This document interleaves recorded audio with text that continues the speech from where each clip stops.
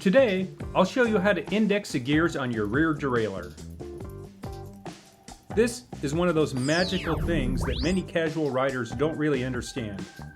I will attempt to demystify this task using a simple 5-step method. Step 1 is adjusting the limit screws. The limit screws limit the movement of the derailleur so that it doesn't push the chain too far right or left off of the cogs. The best way for me to clearly demonstrate this to you is to detach the shifter cable so there's no tension on the derailleur and remove the chain. Removing the chain and detaching the cable is not necessary, but will give us a clear view when removed. We'll start by adjusting the high gear limit screw labeled with an H. First, we must visually inspect the alignment of the derailleur with the smallest cog on the cassette. When adjusted correctly, the jockey wheel will rest sitting in line with the smallest cog on the cassette. If the jockey wheel extends too far past the smallest cog, your chain will fall off onto the chainstay. If the jockey wheel does not extend far enough, you'll never be able to shift into the highest gear. To adjust the position of the jockey wheel, you can turn the high limit screw in and the derailleur will be pushed in, and if you loosen the screw, it will be pushed out. With the high limit screw adjusted, we'll move on to the low gear limit screw. To check the alignment of the low gear limit screw, you must push the derailleur towards the largest cog like this. Make sure you push until the derailleur won't move any further. Just like the high gear limit screw, if the low gear limit screw is adjusted properly, the jockey wheel will align with the largest cog on the cassette. If the jockey wheel extends past the largest cog, the chain can fall into your wheel, and if it doesn't extend far enough, you may never be able to shift into the lowest gear.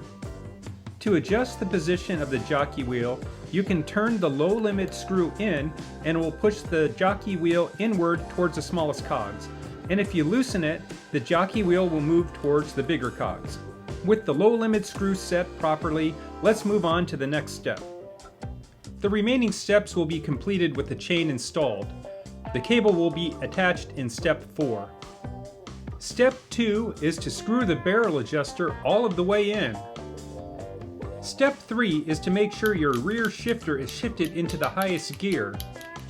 If you're in doubt, do this. Grab the shifter cable and shift the gears. When the cable moves away from the shifter, the cable is getting longer, you are shifting into the higher gears. Keep shifting until the cable stops moving. Step 4 is to attach the shift cable to the derailleur. Make sure the shift cable is as taut as you can make it by hand, but not so taut that it moves the derailleur inward. You want the jockey wheels to stay in alignment with the smallest cog. Step 5 is to use the barrel adjuster to adjust and fine-tune the gears. To start this process, do the following. Without turning the cranks, shift one gear higher and observe the derailleur. If it moves about one cog, you are close and can start turning the cranks. If the derailleur does not move, or does not move enough, shift back to the highest gear and turn the barrel adjuster about one turn. This will tighten the cable. Repeat this process until your derailleur moves about one gear. Now you can start turning the cranks. The chain should move into the proper gear selected. Try a few more gears and adjust the barrel adjuster in small increments until you are satisfied with the shifting. Here are some quick tips. If the chain skips more than one gear moving up the cassette into the larger cogs, your cable may be too tight.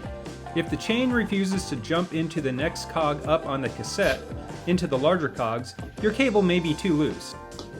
If no matter what you try, you cannot get your gears indexed properly, you may have a bent derailleur hanger, damaged derailleur, or mix-match components such as using the wrong shifters for your derailleur.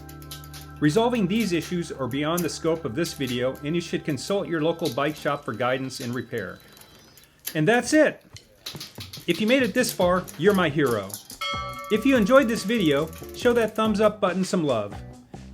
If you want more bicycle restoration adventures, hit that subscribe button and click on one of these video suggestions above.